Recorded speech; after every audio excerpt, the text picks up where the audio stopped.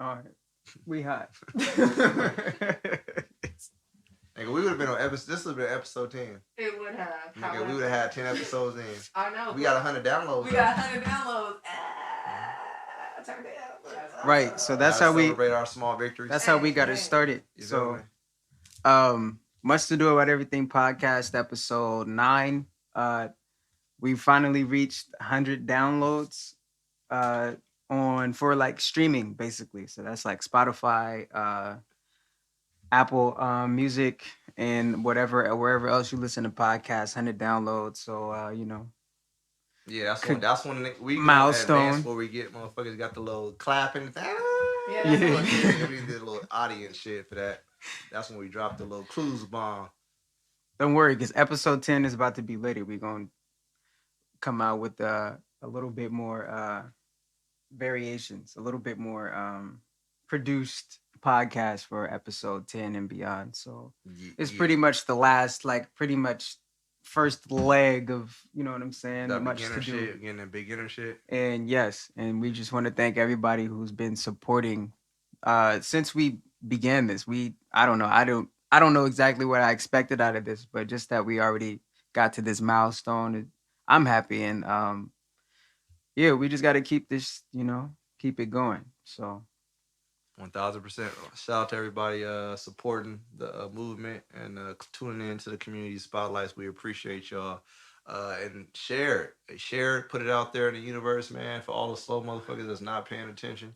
Because I didn't have like 5 people hit me talking about, bro, I didn't even know you had a podcast. Motherfucker, I post it every day. Every day. Like, yeah. But, anytime y'all see that thing with the headphones, the white background with the headphones, that's the podcast. So, yes. Like, I remember posting the podcast, and then on the actual post, like somebody asking me, like, hey, you got a podcast? Like, fam. Like, it literally says, hey, listen to my podcast. Episode 7 just dropped. He was getting all ones and comprehension little columns. Right. So it's all good. It's all good. But yeah. So welcome to the Much to Do About Everything podcast. It's your man Ziggy Holy Wave Zaire in here with, you know what I'm saying, the main man, J5. Yes, sir. Johnny Hines _2 shoes _ check out Wood and Win Athletics as well. Yeah. And so we took a week off because we had some rearranging things to do again. But things are coming together. So I guess it's time to just jump in. We just got to jump in. What's new in the streets? NBA Finals. Mm-hmm. We got the Lakers, LeBron and AD's Lakers, surprisingly playing the Miami Heat, Jimmy Butler and crew. You know what I'm saying? It's funny. I've been, it's this last month or so, it's been a whole lot of up talk from a lot of Laker, LeBron lovers. You know what I mean? So I'm gonna have to see. You can't drop this one because it's pretty much. This is pretty much handed out. This is a handed. Oh, come on, bro. Come on now. Say this. I knew you was gonna say this was handed to us because the bum ass Warriors not in the finals ain't nothing handed to nobody. LeBron has been before last year. He was at 8 straight finals against the Warriors in the East, the super team in the East. Yeah, so that's true. But he came out with the first year of having the team the way he wanted to, and then he took him to the finals. I mean, it's also a reason why he didn't make 9 straight finals too. That first year in LA was a bit rough, you know what I'm saying? That was a bad roster, brother. And they was trading away a lot of pieces and in and out, so they didn't have the chemistry. We don't make no excuses though. LeBron's the king, so it is what it is. He didn't make it last year, but he's there this year, so he's going after that 4th ring. So you expect the Lakers to win? Ask me no shit like that. I'm not a Laker fan. Let's be clear right now. I am not a Lakers fan. I am a LeBron James fan. I always have been, and I'm not gonna stop. This nigga go to Utah Jazz next year. I'm rocking with them niggas. Basically, that's how LeBron fans get down. You know what I'm saying? I think that the Miami Heat has a better Who roster. were Miami Heat fans not too long ago too. Yeah, I was cheering for them niggas a couple years ago. Yeah, But so they have a better roster, I believe, like top to bottom with like the bench and everything. But I believe with the way the Lakers have been playing basketball with AD and LeBron James playing that 2-man game and that pick and roll, no one has been able to show they can stop it. So I believe they'll continue to do that. And he'll continue to put the pressure on him. And I think he really has a different mindset right now, especially wanting to win it for himself, but definitely wanting to bring it home for Kobe as well. yeah, I said that was pretty much my prediction when the season began. I felt like this year was the Lakers championship to lose, really. Right. Like, I just feel like everything, even before the whole bubble thing Mm-hmm. happened, regardless of what you thought about the Clippers, I felt like this was the Lakers' year to get it done, because next year it's not going to be so I don't know, easy or guaranteed, the Warriors because gonna you be got more back people full coming force. back, right? Should be healthy. So that's where I'm at with it, and we'll see. I am happy though. Andre Iguodala, you already know I gotta put on for the squad. You know what I'm saying? Andre Iguodala back in the finals once again. That's pretty dope, because he was getting tossed around like a prostitute for a minute. For sure. I'm happy he did it. I'm happy for Jimmy Butler. Probably the most out of everybody. AD is probably the best. He should be probably the best player in the league if you're just gonna talk about his youth and his skill wise. You know what I'm saying? But first NBA Finals. Yeah. But Jimmy Butler, I feel like you can't overlook the fact that of what he did. He knocked off the Bucks, he knocked off the Celtics, and he's in the finals playing against LeBron. And what, he ended up getting kicked out of Minnesota because he wanted to win and he was trying to push them to have a winning mindset. Right. And then he goes to the 76ers and it still doesn't necessarily click for him. So I'm happy for him that he finally got a squad of people that want to win just like him. In the East, I wanted him to go to the Lakers. Oh, really? Yeah, I thought that would have been a great piece of him. That would have been like what dope. They were missing defensively. Yeah. And definitely after the whole Paul George Clippers debacle, the Kawhi choking, and you know what I'm saying, Jimmy in LA probably would have been the better pick versus PG or Kawhi. But look, he getting a better situation, and it'd be a better storyline for him to go to the Heat. And if he can knock off LeBron and them, then hey, kudos to them. But I don't see it happen. I think they're going to win in 6, Lakers. I can see that. I mean, you can never count out what Tyler Hero. That's why I gave shooters 6 instead of 5 or 4. I feel like they might get 1. Like, even like the way that you've seen them play other teams, games that they won, they'll come out hot. Yeah, they'll come out hot and then beat them, or they'll come from they'll be down a bit and then close the game out in the fourth quarter. So yeah, I don't think you do that against LeBron, AD. I just the rest of the team has definitely been playing well too. Rondo's been playing out of his mind right now. Dwight Howard has actually come out of nowhere playing well. So I think it's gonna be a good series. I still obviously got the Lakers winning it, but I think it's gonna be a good series. So I mean, I know you heard about the thug himself, super thug, super thug, the toupee, orange face assassin. Right. I guess somebody leaked the tax returns for Trump that he ain't been trying to release since he was running for president. What do you think about this new information that came out?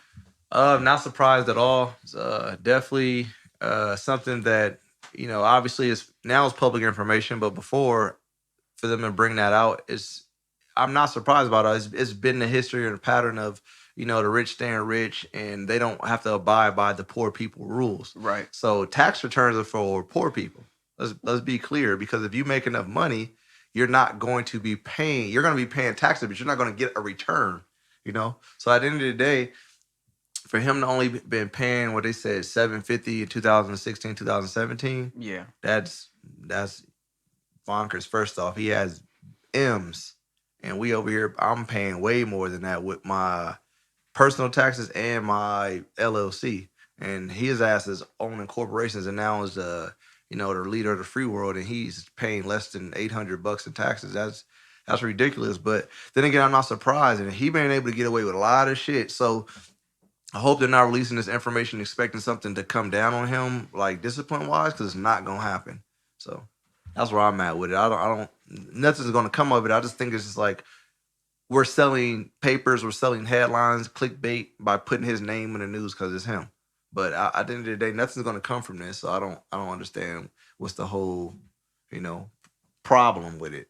Well, I think the problem really, well, the problem is the problem. The problem of him not wanting to reveal his tax records when, since I believe it was like, I don't know, the 70s or so, Mhm. every president has done so before they were elected. So it's been tradition and it's something that he hasn't necessarily done. Um, Also, when you consider the facts that he paid other countries more in taxes than he's paid uh, the U.S. Right. and he talks a lot about uh, supporting troops and being America first. Yet, Mhm. if you're not paying taxes and that tax money isn't going towards the troops or Mhm. Americans, that's a contradiction Yeah, to he's an the anti-American. ideal. Yeah, and it's that. Also, it's just the idea too that he he puts on like he's this very successful businessman Mhm. and he's and that's pretty much what he ran his campaign on, Mhm. making people believe that, oh, he's a businessman, Mhm. he's going to get the country where it needs to be, yada yada yada. And a lot of this information coming out is saying that he was taking a lot of losses, Mhm. like he's over 300 million in debt.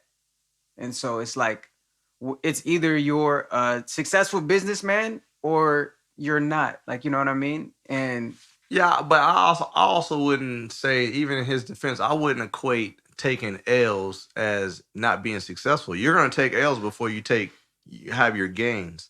So he's taking L's for sure, but you can't get to that level of business and amount of money that he's made without taking losses along the way. So yeah, 300 you million take along losses, the line. I but mean, a couple with what we already know about 4 previous bankruptcies, etc. Like that's how they save their money. it just doesn't necessarily say to the American people in a sense that, okay, one, he's this stout Hmm. businessman. It says that like whoever's running his books is smart, Right. or he was able to get the right tax firm to Hmm. find whatever loopholes in that sense. Right. But it But doesn't make people secure in the sense that he's lost a lot of money for well, himself. He's gained money, like I believe The Apprentice made him over 400 million. mhm. But that was, I don't know how many years ago, and a lot of what he's owed is going to be due soon within the next few years. Well, at the end of the day, the people that's actually doing the research, they'll care about that. But the people who are just voting blindly and going to all his damn rallies, they could give a fuck about And that's what that. it comes down And to. those are the ones that Yeah. are voting in masses for him. So Yeah. it really doesn't matter. Right. It matters to us because we're the ones saying, hey, here again, here's another strike. Here's another strike against him. Here's another strike against him. They like, okay, we don't give a damn about them strikes. He white, he in the White House, and he for us. Yeah. So at the end of the day, that's what it comes down to. So they know that he ain't for us, and that's cool with us because they keeping us down that way. Yeah. And on the other hand of that, like how I feel personally is just, it's just like I don't know if it's gonna convince people that already support him that to not support him, and I don't think it's Mm-mm. gonna convince people that don't support him to move off of what their Right, position is right, right. already. Like, you know what I'm saying? So That's why I'm yeah, saying, not that I don't see the problem. Obviously, I see the problem, but I'm saying that what is going to come from this, and I 100% without a doubt believe nothing. So it was like, what's the point of him talking about it? Because shit ain't gonna change. Nothing changes if nothing changes, and nothing's gonna change. So just keep it pushing and keep worried about our individual lives. That's all we can do. so what else we got that's new in the streets then? Well, obviously, we have a big smack in the face, which we talked about previously on the last episode of the Breonna Taylor case, and how that we felt like it was a buy off, Right. and it wasn't even it was to the city probably was a significant buy off, but to us it wasn't, because you can't replace the life of a child, you can't replace the life of a human being just trying to give them throw some money at it, and then if you look at other cases, there was other cases against cities that got way more than $12 million. So that's the issue in a sense. But then secondly, you charge the officer with the lessest charges you can find for him basically charging him for the shots that he missed in the raid of her building, Right. and not for the murder of an innocent woman. So that's where, once again, this is coming back out, like to the point where we're like, well, you're literally charging the officer for the shots that he missed, not rather than the shots that he actually hit the human And took innocent person, life. took somebody's life. Right. And you're not making him accountable for that. And you still letting his ass get on the news talking about, well, I feel like we were justified. I feel like we did the right thing. I feel like we took down criminals. What criminal did you take down? Right. Because the boyfriend y'all so-called was looking for wasn't there. It was only her.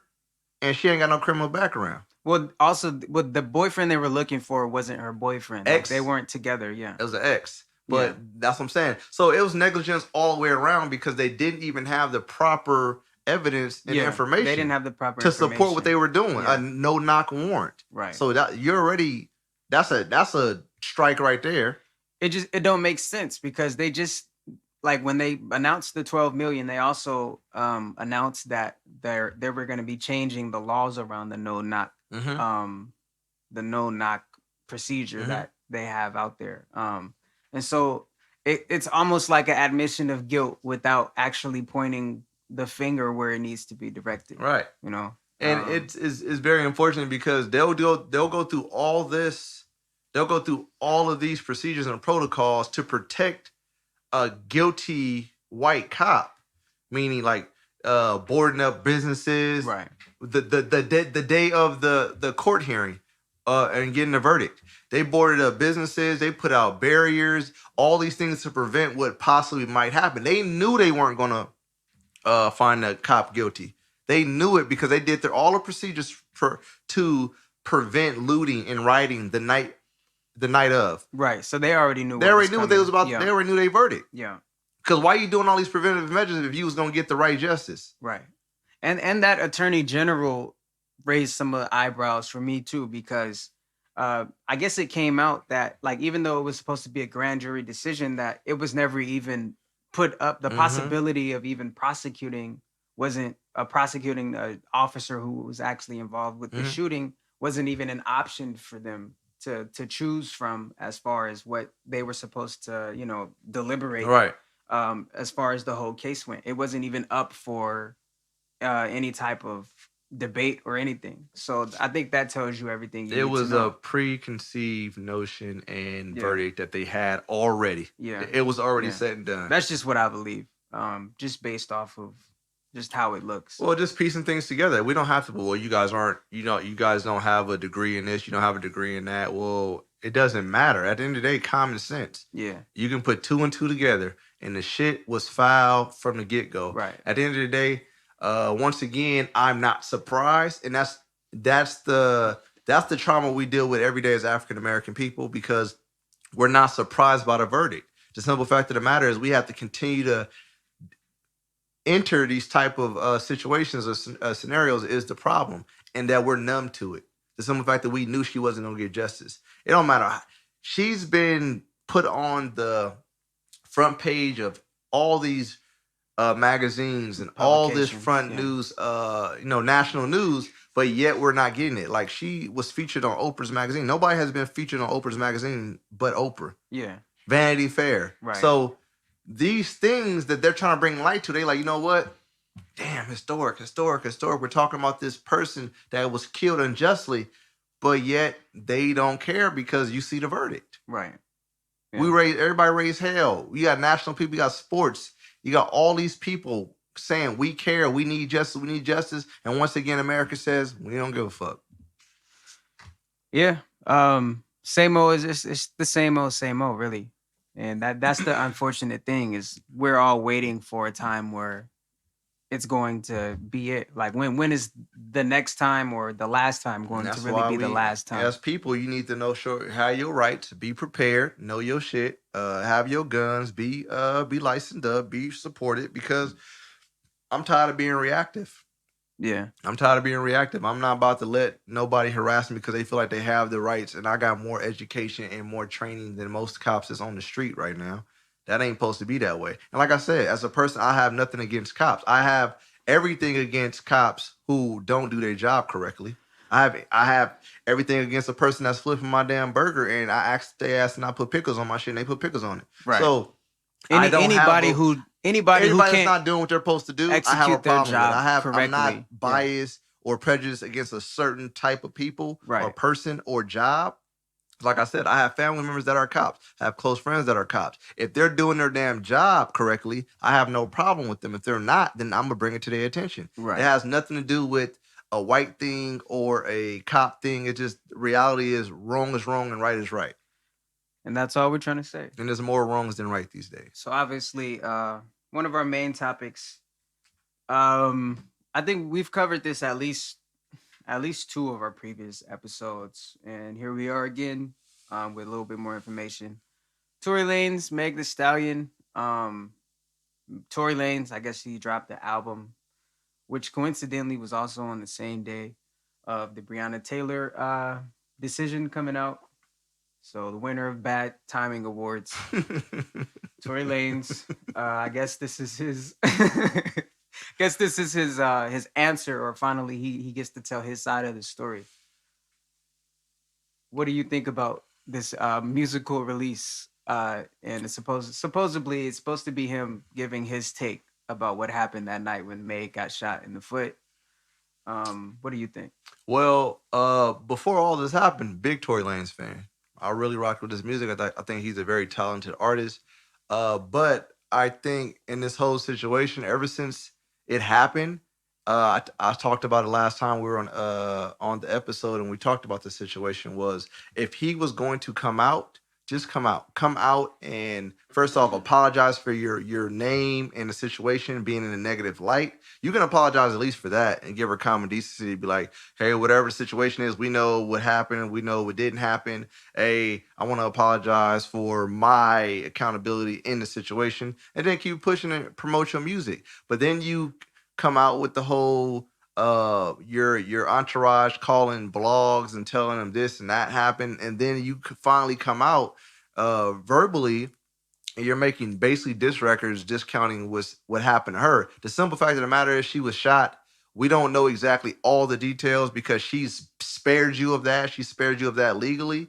But it's like at the end of the day, this was a very classless move again by yourself, because why would you even come out and say anything negative at all? Why don't you just push past the situation and continue to, basically change the narrative, put out your music, promote good music, promote positive vibes, make some hot music, whatever the case may be. But for you to come out here and then slander a black woman who was shot, supposedly, allegedly by you, and say it wasn't true. I just think that you're working backwards right now. You could have literally just be quiet, shut up, don't say shit, or you could have just came out and just straight went right to the music, apologize, and say I'm putting this situation behind me and keep it pushing. But for you to come out and do what you're doing with slandering her in the situation is definitely, it's not a good look for you. So at the end of the day, we don't, Charlemagne at this situation will probably give you donkey today again.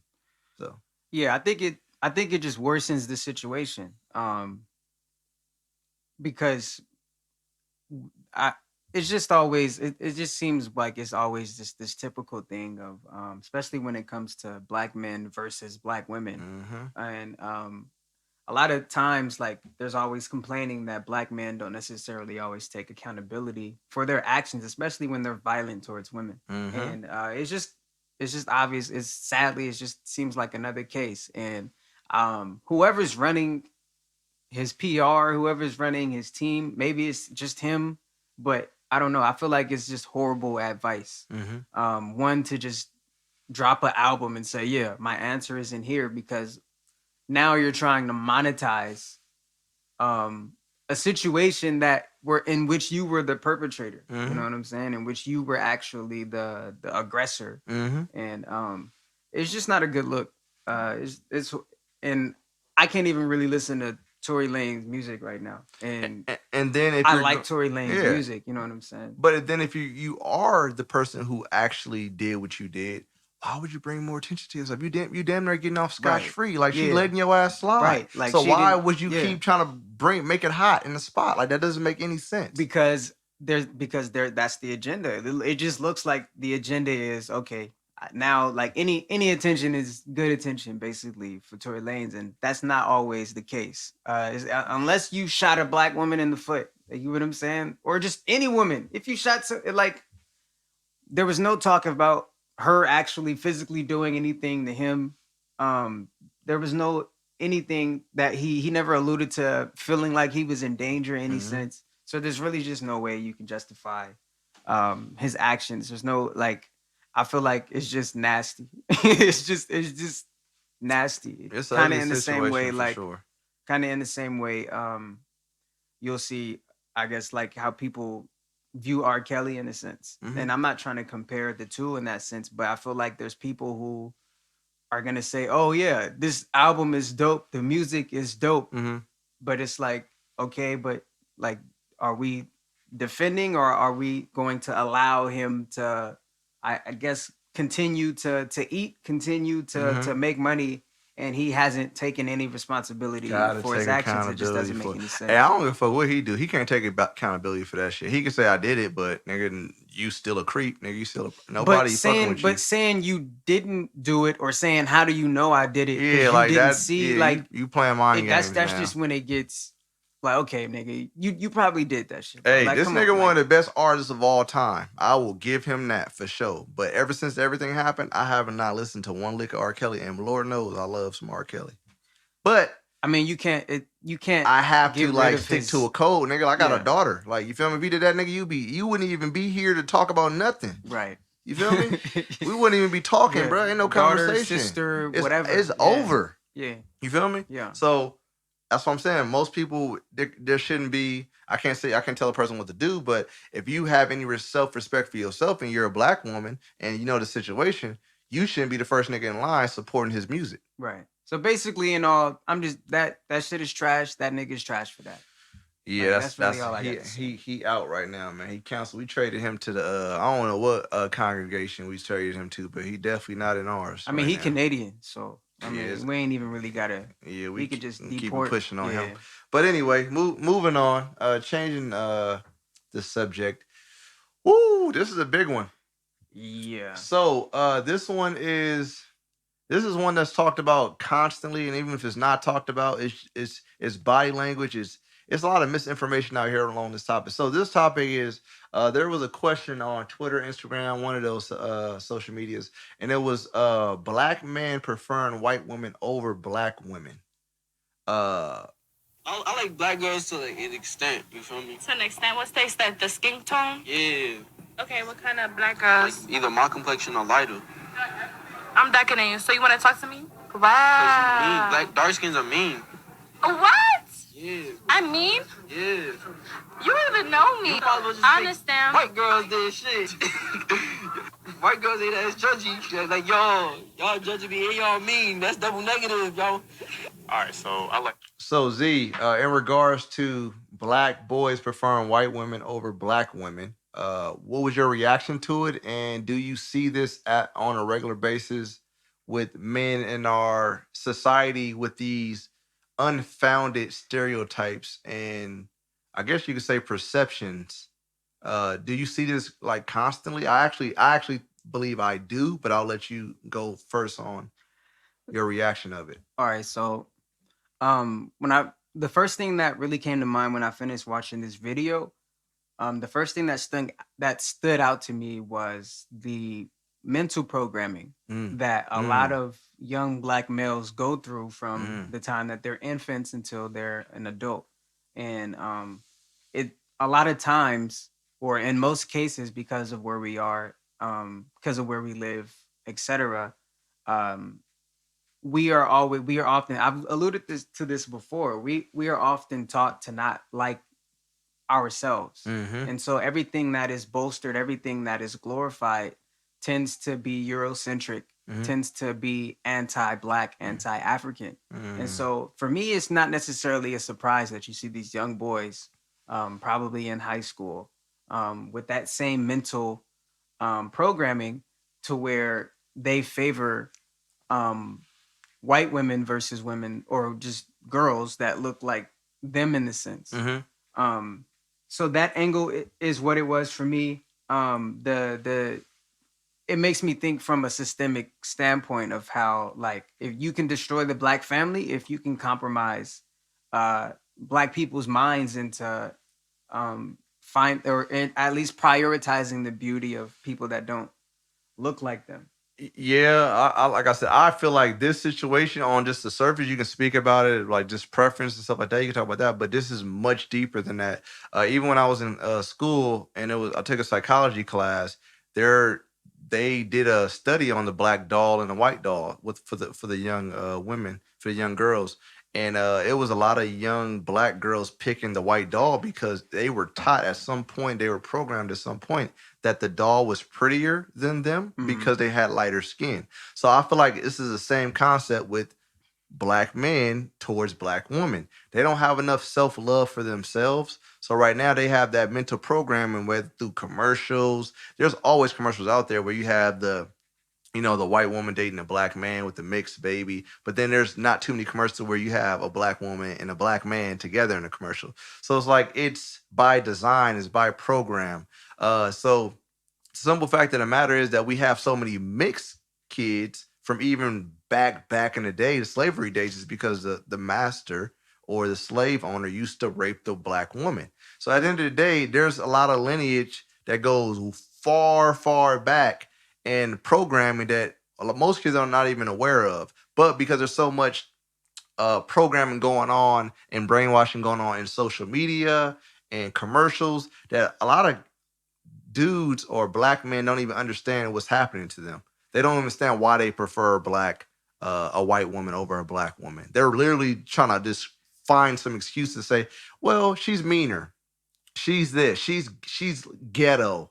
And now, but it's funny though, because now the Kardashians could have box braids, and that shit cute. That shit, oh, she tight. The fat ass came from a black woman, but it looked better on a Mexican woman. It looked better on a white woman. It looked better on a woman that's not black. So it's really just coming down to just the programming and what people think or what they feel. But in reality is a lot of these kids really, a lot of these young men really don't know what to look for because they don't have that example of maybe a strong black woman in their household. So maybe they don't know what to even look for. They don't even know what to say. Hey, my mom's this, my mom's that. I want somebody like my mom.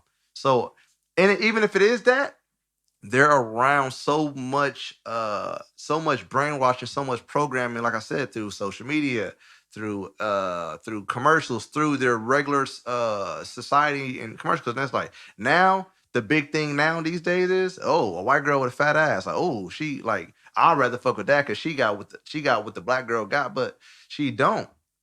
If you really look down deep inside, she doesn't have what you going. But just But say it's the programming that makes you believe it, and it right, makes you look at it right, that way. right. And that's why I said at the end of the day, I don't know what to equate it to. I don't understand like the situations. Everybody's situation is different. So a black man could say, "Well, we're strictly speaking off the video, so we're not going to speak for all black men." Like, hold on, I don't prefer a white woman. We're strictly speaking off of the video, and believe it or not, this thought process is out there for a lot of young black men out there in the world, and a lot of men all over the world. Period. But at the end of the day, with this situation, you can't help but think that a lot of these kids are feeling this way based off of, like you said, the programming, the social media, and then just the unfounded stereotypes and preference, talking about ghetto this or loud that. But yet now you're going to go support a white girl who's trying to pretend or portray a black woman, whether with her style, her hair, how she talk, her slang, whatever.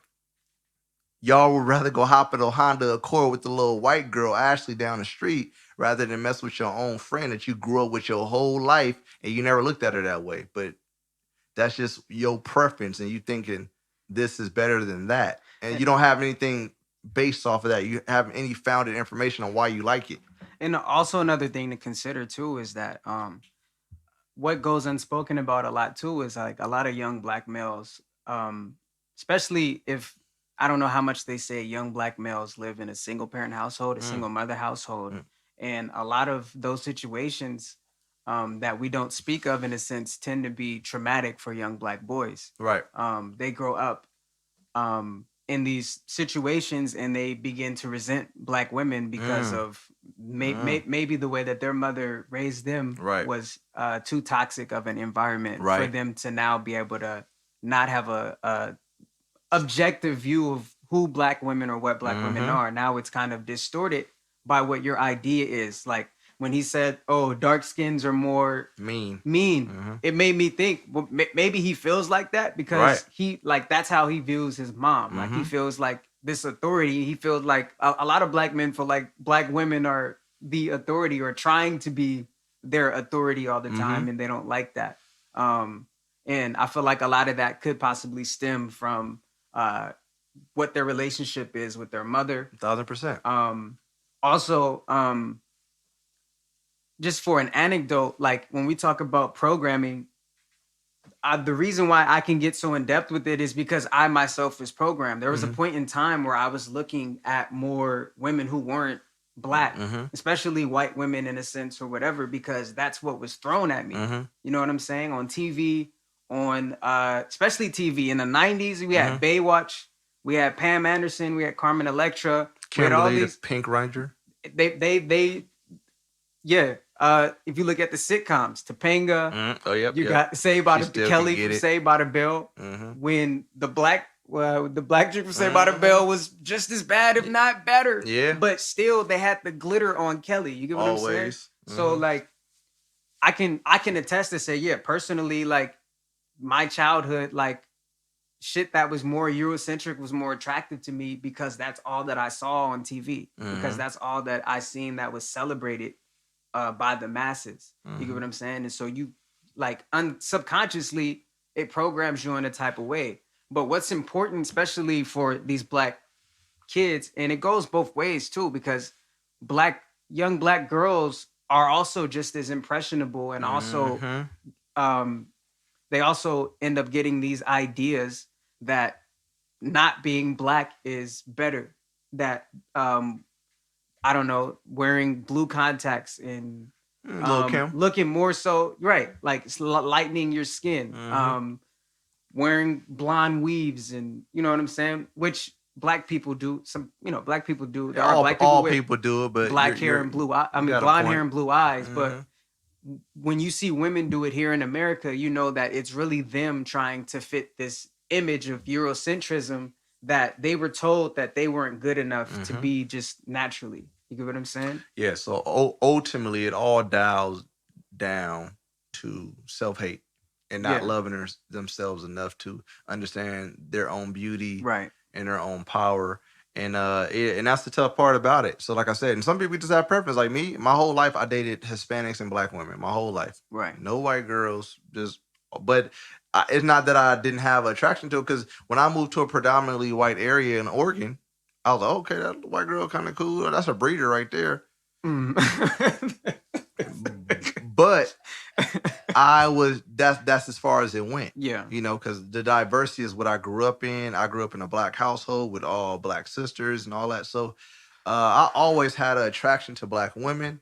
I always had an attraction to Hispanic women. That's always been my thing. But it was never based off of a stereotype of black people are mean or black people are this or black people that. I did have an aggressive ass mama though. Yeah. You feel me? So I can understand some people's point. That can be a turn off to a lot of people. Like, oh, bro, she a little too turned up. Right. And at one point in time, I guess you could say I was a little bit programmed too in high school, where I was like, I'm not about to be dealing with nobody like my mom like that. Your ass a little too opinionated. You can have an opinion, you can say your piece, but nigga, you a little aggressive. I want somebody I can hold hands with, not somebody I got to slap box with. And when you had that thought of I want somebody, was that somebody also? Were you thinking of not the same race? I was just thinking that I just knew when I picked my partner who I wanted to be with, I knew I didn't want her to have certain traits. And it wasn't based on race. It wasn't based on race. Okay, so that's good, because a lot of young boys, especially around that age, it's no, black women are like this. Yes. And white women are not That's like why this. I made that example, because I can see why young men can feel that way, and I can see why it doesn't make it right, but it makes it real for them. It makes it like their truth. Right. So I can't be mad at that. And basically, I think also ultimately, it comes down to this too, like especially if you're raising young black kids, if you're raising black children up to be black adults, the likeliness that they will be programmed and with the idea that white is better or anti-black is better is a very, very high possibility growing up in America. And one thing that happened with me when I was actually having these thoughts is one time Pitts, B Pitts came to the house. I think we were like 11th grade. And he came to my dad because my dad is usually the one you talk to if you need some advice. You don't really want to ask your own parents, yada, yada, or you can't. He basically said, look, Big Marcus, I'm done with black girls. I'm tired. They got attitudes, all the stereotypical shit. And my dad was like, he put us up on game that day because it's not that I actually had those strong views that Pitts had, but I felt like I understood where he was coming from. Yeah. And I didn't see that anything was wrong or prejudice about what he was saying. I just thought he was speaking his truth. My dad said, well, think about it like this. Black women come dark, they come light, they come medium, they come passive, they come aggressive. You can get a black woman, just all this stuff you saying you like about white women or women who aren't black, you can find a black woman that way. Has all that. And it just, for whatever reason, it just opened my whole scope or view of just women in a whole sense. Like, like, why are we always treating demographics like they're just a monolith? You get what I'm saying? Like, it's just a one-way thing. Like, black people are very diverse. Black women are probably the most diverse group of women the culture on the planet. And you have to look at it like that. Like, there's just all different kinds of varieties. Well, then also, you got to remember, too. You get what I'm saying? If you quit on black women, you quitting on yourself. Right. You derive from a black woman. Right. So you have to understand, if you're quitting on black women, you're quitting on yourself. Right. So that's one. I'm not saying because you come from a black woman, you need to end up with a black woman. Your preference is your preference, and who you love is who you love. Right. But you need to understand that there's a bigger message in that if you decide you're going to quit on black women. So that's just from my perspective. We definitely gonna have some feedback on this. We definitely welcome the feedback, please. And it's an open discussion. I don't feel like this is it. I feel like there's a lot more to add to it. So many levels, so many layers on this. And Zaire touched on a good amount of them, but there's so many out there that we don't know about. So feel free when you listen to the podcast to reach out to us about this topic per se. And then we're gonna also be having a woman's perspective on this as well, black woman's perspective on this, and you guys will get a different side of it as well. Yeah, so our last but not least, our last topic of the day is, can a man without money make a woman happy in a relationship? Tall order right there, Z. I'm going to let you take this one. So I don't know if I should give the PC answer or both of them. Give the answer, real deal. The PC answer is no. And I was definitely expecting something else, nigga. They can. The regular answer is hell to the no. Like, I don't even know why this is really a question. I haven't seen it. Yeah, man. It's gonna seem a little harsh on women right now, but the way the scope and the landscape is going right now these days, no. But I believe, does it happen every single day? Yes. I believe that women are with men because they see their potential and what they could be, so they put up with a lot of the other shit. Meaning somebody that's maybe doesn't have a job or doesn't make enough money, but she sees his potential and his growth process. And yes, I believe there are men out there that are broke and don't have money, and the woman is happy temporarily. But what I will say is that that can't be a long-lasting situation, because if a man loves a woman just as much as the woman loves a man, he's going to make sure that he's pushing himself forward to grow so he can actually provide for that woman that he loves. Because anybody that's in a relationship being stagnant, they don't love that person enough to want to grow and get better. So I believe that ultimately, a man can be with a woman without money and make her happy, but that won't be one of those things where she continues to give him rope on the situation. But if his ass is out there trying, he ain't sitting on his ass, itching his balls, eating cereal, playing Madden, then I believe that he definitely has some room to grow And I believe he definitely has a situation where it can be long lasting. But if he's just on his ass, like a lot of these women are complaining about, and he ain't doing shit, and then secretly going behind your back, fucking one of your friends, then yeah, that won't last very long. Damn. So there's a lot of layers to this, and there's a lot of situations to this.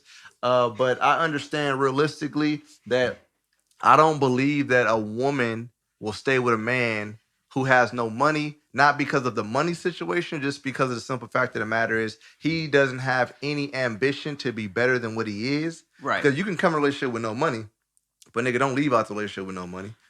There's a whole process where you can be trying to gain some funds or apply yourself to be better. So I believe that it's definitely a possibility in the situation, but I don't think it's a likely situation where I want to add another question to it to the point where I don't think it will be a long-lasting, happy relationship.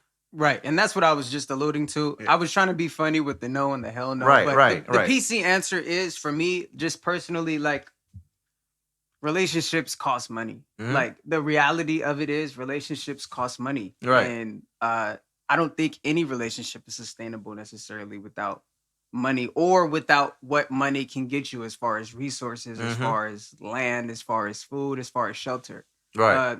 In these days and times, money is the only thing that's going to get you that. Unless you're just going to be out there building and chopping wood, raising chickens, and you know what I'm saying? But even that plot of land is going to cost something. You're not going to be able to trade pigs for it. You're not going to be able to, trade gold for it, whatever. So that's just what it is. It's really not really a dig at women or men or saying women don't, women only want men with money. Like, money is just a part of what comes with ambition, and money is what comes with progression. Like, if you want better for yourself, you also are going to have money, and that money is going to allow you to have or be able to fund relationships. It's going to give you the ability, obviously, to provide for your family. So, like, it's literally it's cut and dry for me. And before we get the female perspective, they're gonna start lying. You know what I'm saying? I just want to get that out there. You about to get cut because niggas like, nigga, we ain't about to lie about shit. But at the end of the day, I think also to give my last little tidbit, I just think that you know they're gonna lie. Come on, they go, nah. I just feel like in any situation, whether the men or the woman, there's not going to be too many times digging in a pocket and pulling out lint. At some point, you're gonna have to pull out some change and contribute to a situation. And you should want to match your significant other. I'm not saying you have to be the breadwinner, but effort.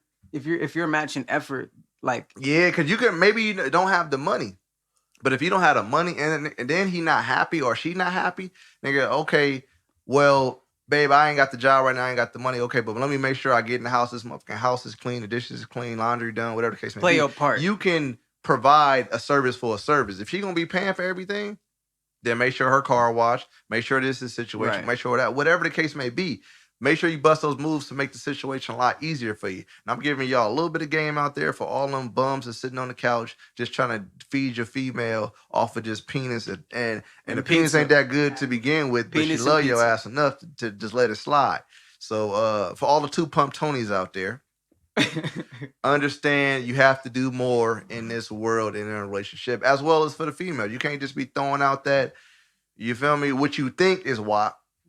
You feel me? What you think is that, but you got to also bring more to the table. Elevate his mind, bring peace and tranquility to his life, peace of mind to his life, and then you have some room for growth. But now that our perspective is done, we're going to actually get you to the brilliant people of the universe. We're going to put these two women on a mic, and they're going to give you their perspective, because only a woman can tell you if she's going to be happy in a relationship without money. All right, so this Introduce is the yourself. producer of the Much to Do About Everything podcast. Instagram at Love Ciola Mendoza. And I have my beautiful best friend here. Government's on here. No, I'm just kidding. My name is Ariel, aka traplord.l on Instagram.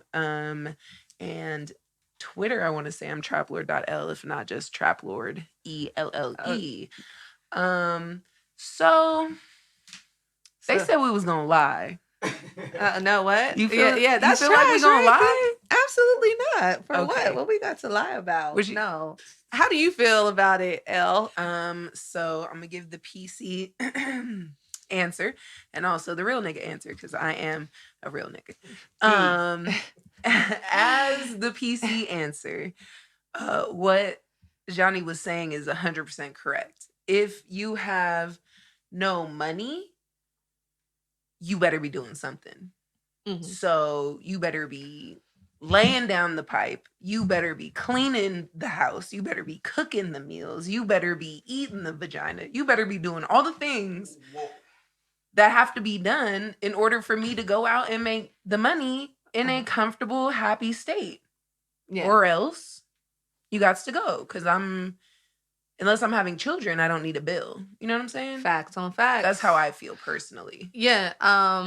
Yeah, I agree with that. But all as- of that. As the person who has been the breadwinner in all of my relationships, I have been very happy in relationships with broke niggas, to be 100%.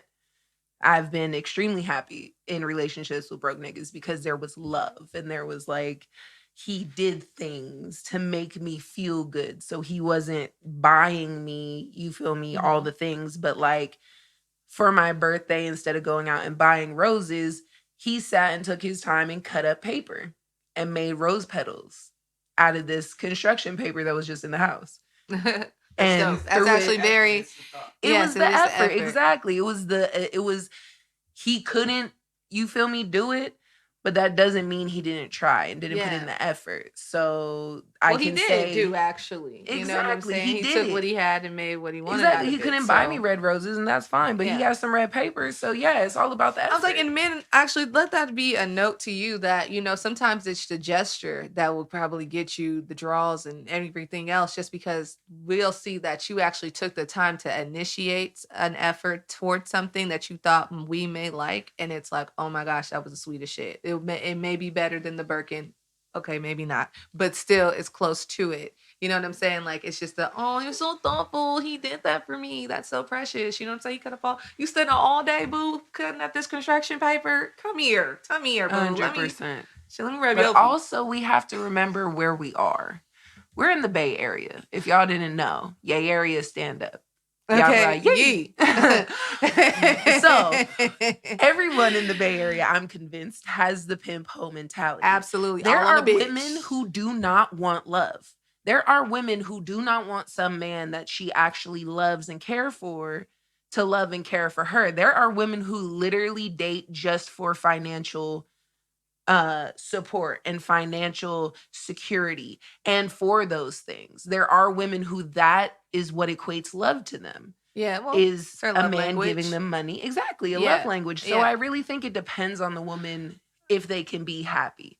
Yeah. Because there are a lot of women who are like, if you not, you feel me? If I don't got a Birkin on my birthday, what are we doing? Let's keep it real. We don't know anybody that has a fucking Birkin. Come on. I do. I'm just saying. Speak for yourself. Okay.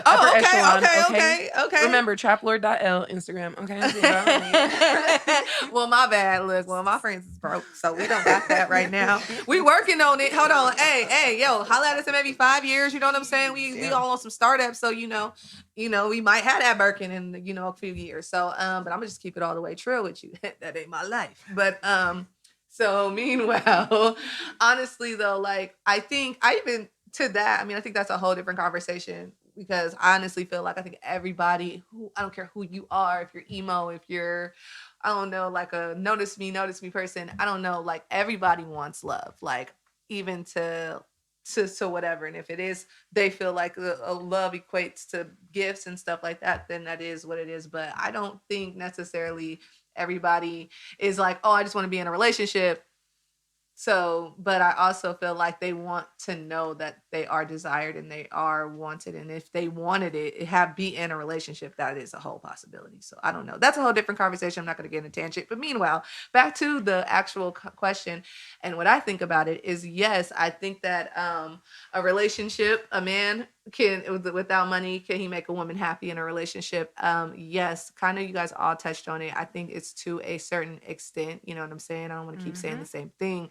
Also, but I feel like because I've been in situations where I've been with someone, and when we initially first got together, didn't have a lot of money. And however, though, all the initiatives that he did, like even when he did have money, I mean, if he had $40, I saw 20 of it. You know what I'm saying? He was always putting gas in my car. He was always like, we were doing picnics, we were doing all these type of things. And then, you know, when he was in between, he was in between shit. But when he did, I mean, shit, I mean, it was on. Like, I never had to ask for nothing. I mean, so honestly, it's like, yeah, I don't want it to be a discouragement to the women that are like, oh, if he in between jobs, nigga, don't talk to that nigga, he ain't got shit. But like, yeah, I mean, I know there's people out there, but don't let that be a discouragement because, boo, that might be the one, you know.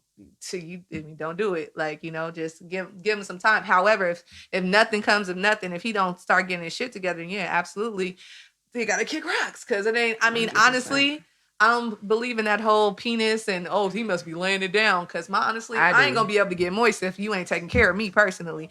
I can't get moist if you over here disrespecting me and shit. That's not gonna work. You feel me? That's just not gonna work. Is it disrespectful to be broke? Yes. Because like Johnny said, if you love your woman, you gonna want to be able to take care of her or be able to assist to her. Yet?